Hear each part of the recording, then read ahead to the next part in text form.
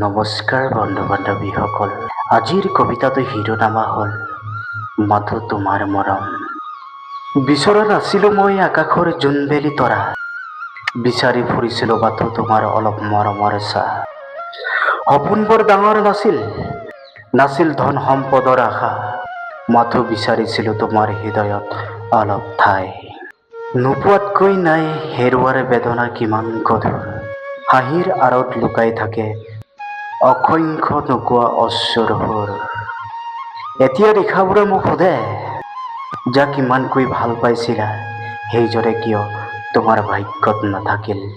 উত্তৰ দিব নোৱাৰো, মাথো নীৰৱতাই কয় সঁচা মৰম কেতিয়াবা পোৱাৰ বাবে নহয়, আজীৱন মনত জীয়াই ৰখাৰ বাবেহে হয়।